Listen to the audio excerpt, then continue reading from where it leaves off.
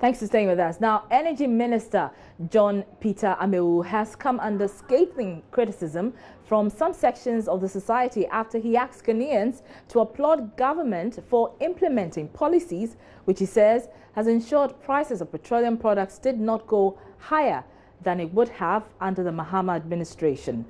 The 3.5% increment has been, greeted with uproar by most Ghanaians. Mr. Amewu, who addressed a news conference Thursday, said consumers would have been paying more than what pertains currently, but for government's prudent policies. There's more in the following report. The minister's news conference was his first major media interaction since he took over from sacked Energy Minister Boakye Jako. He spoke on the states of various agencies directly under his ministry. On the state of a bulk oil storage and transportation company BOST, John Peter Amewu said it had been run down over the years, making it necessary for a forensic audit to provide evidence for the possible prosecution of persons responsible. An audit will be commissioned into the BOST operations between 2013 to 2018. This will ensure that persons against whom adverse findings will be made will of course face the full rigors of the law. The audit will also provide recommendations for restructuring of BOST management, operations and financial management. Full details of the findings are expected to be received by the end of October. On issues relating to the Electricity Company of Ghana, ECG, the Energy Minister said 11 power purchasing agreements signed under the John Mahama administration will be terminated to ensure ECG does not have power exceeding consumers' demand. As a result of the review exercise, government stands to make significant savings from the deferment or the terminations of the review of the PPAs. The estimated cost for the terminations amounting to almost $402 million compared to an average annual capacity cost of $586 million each year, or a cumulative cost of $7.2 billion from 2018 to 2030. Government has been criticized particularly for the hike in fuel prices amidst suggestions that the special petroleum tax be scrapped, but Mr. Amewu maintains the situation could have been worse.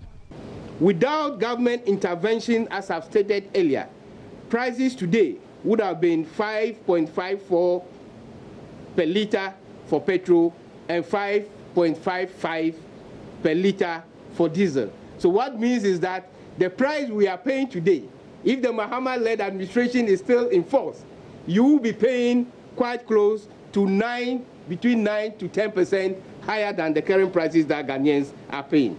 I think in time we give this government the recognition for caring for the people of this country.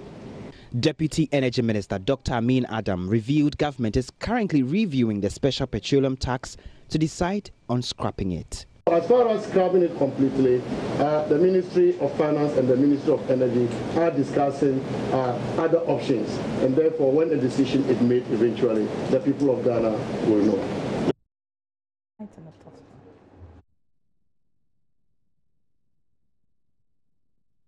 So we've been engaging members of the public on the minister's call for commendation for managing the fuel prices better. Here are their thoughts. As a new government that we are now assessing, so we can say that we have given him a 4-year mandate, and based on that 4-year mandate is when we are going to assess him. But for Mahama's government, I can frankly say that I agree with what the man said, that it should have been 10% because we know and we have assessed him based on the mandate that we gave to him, and we saw that the government was not what we were expecting. I don't agree. You see, politics of equalization will not help a nation at all. And then to have said that if it were Mahama's administration, the rate would have been 10% higher, has no basis. Of course, has no basis. And if he wants to propound something like that, then he should bring more convincing basis that would have been. However, you can't just say it this way. The fuel prices, the increment is inevitable. Whether you like it or yes, it's going to increase. But ask yourself, what are we producing? What are we doing that will make other currencies chase the Ghana cedi. So on the stock market, at least, we'll be able to be trading with the cedi. We don't produce anything. And now, the fuel is almost moving with the dollar. So I think by October, November, December, if we don't take time, the dollar, it will be almost like 10 cedis to one cedi. Like a dollar will be 10 cedi. Like $1 will be equivalent to 10 Ghana cedis if we don't take time. Because we are not producing enough. We are not selling enough. Imagine we are producing. So at the end of the day, people will get to patronize things from Ghana. So at the end of the day, there will be more currencies chasing the Ghana cedi. You understand? So I think we should produce more. That'll be a cure to stabilize the fuel prices. Joining us via Skype is Executive Director of the Kumasi Institute of Technology, Energy and Environment, Ghana, Ishmael Ejekumhene. Good evening and many thanks for your time. Good evening.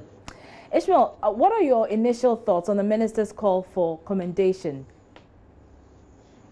I don't think that comment was necessary. We paid them to do their job. They should leave the people of Ghana to decide whether they deserve commendation. But the truth of the matter is that I think it was a needless comment, and no wonder he was smiling himself. You could just reposition yourself.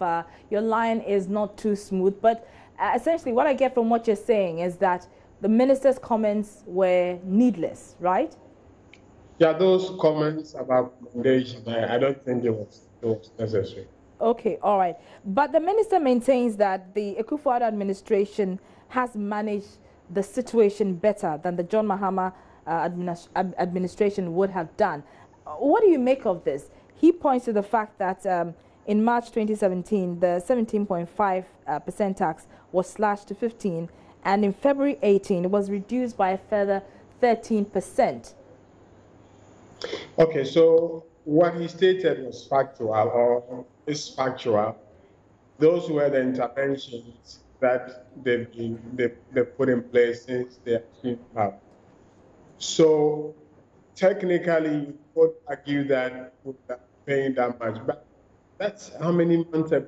21 months ago. We can't be sure whether the administration will slap some of the levies. So I wouldn't make that comparison. And you see, it goes this whole discussion that we've been having. I think we should just focus on the work given to this administration. Those comparisons, when you keep doing that, and say that's why we take those guys out. We expect a lot more. Initially, when I heard that they've done something about it, I thought there was a new intervention. But obviously, these are the, and that's why I said today I brought that in. What is happening is not so much of their doing, because most of the things that led to this price increases are not their big. See, they probably, unless we decide to scrap the petroleum deregulation and say that government wants to have a say, I mean, this is going to need to happen. But I think they should cut off 2 years into this administration, stop comparing, and let's focus on the.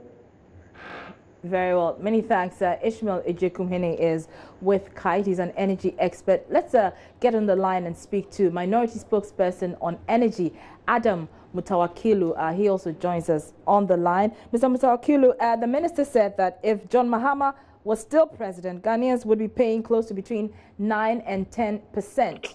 Your reaction to that? Yeah, thank you very much. My first reaction is that is quite unfortunate to be coming from a minister. When you are given the mandate to run the country, a huge sector like the energy sector, and you sit down and thinking for former President Mahama, that is quite unfortunate. I think it's very, very unfortunate that he's reading the mind of President Mahama at this time and using it to make comparisons. That is very unfortunate. But two, as a minister of energy, the minister must have patience to do due diligence in whatever he's coming out to the public to say. One, the minister came, whether he was responding to the press conference we had yesterday, I don't know, but he just misfired.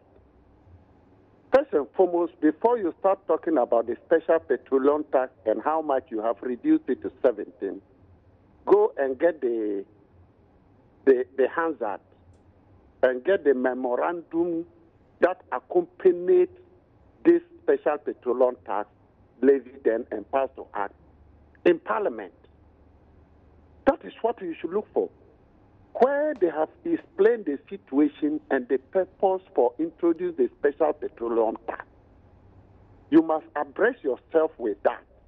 Then you go ahead to now put your argument. It became very clear that he just felt that every tax is a tax, and every tax is supposed to give us revenue, and therefore there's no difference between one tax and the other. But it is very important for him to notice that every tax has a purpose for which it is introduced. We have the third day recovery levy that is supposed to clear off the. We have the stabilization. Then the special petroleum tax came into being as a result of a shortfall in our crude oil exports. And because of that shortfall, we needed another source of revenue to be able to fulfill or to fill in that gap, to be able to deliver the project that is captured in the budget. Today, as we speak, there's no any shortfall. We are making a surplus of about $20 per barrel. And therefore, there's no shortfall and a surplus. And that should indirectly tell you that this special petroleum tax has become irrelevant and therefore need not be left in the system. But he came and he justified. And I want to draw his attention that when they were in opposition, they had sworn that they'll scrap this tax when they come to power. So for him to now become talking as if we just introduced the special petroleum tax just to raise revenue sake and for nothing else, I think he needs to go and sit back and get enough briefing. Another aspect he misfired, and not totally, but that is not the best for him, was when he started giving us the reasons why there is this current petroleum price increase. And by telling Ghanaians that the OPEC and non-OPEC countries cut production, that has translated to this price increase, while forgetting to tell us the internal factors that is causing the depreciation of the cedi and therefore significantly causing these petroleum prices to go up. That one is not determined by OPEC. That one is not determined by the level of crude oil production. That one is determined by how efficient you run the country.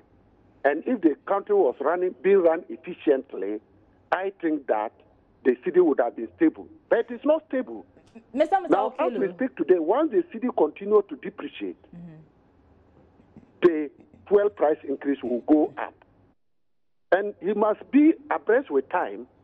This window of increment, because of the insignificant impact of it by the cut in production from OPEC and non-OPEC countries, India didn't raise their fuel price increment. American didn't do that. Nigerian didn't do that.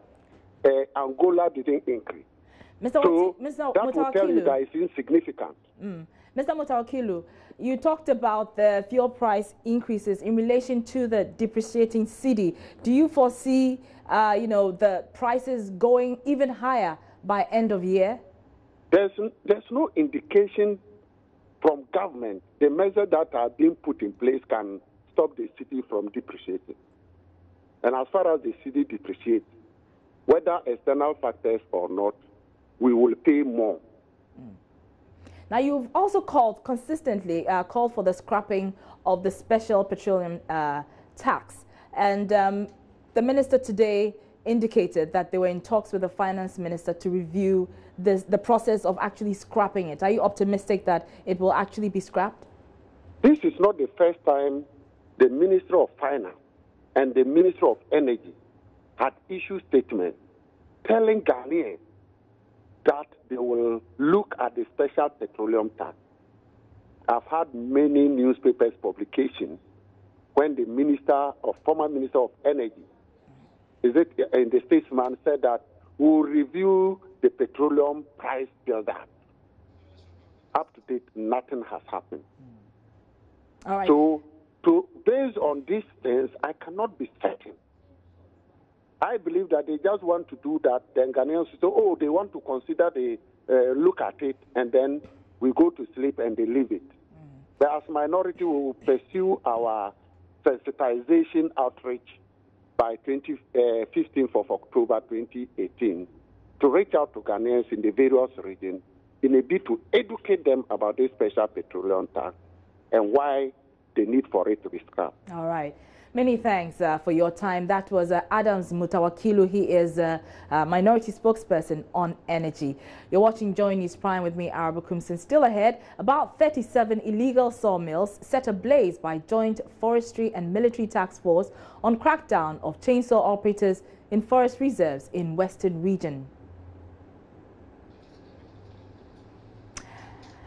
Details after this break.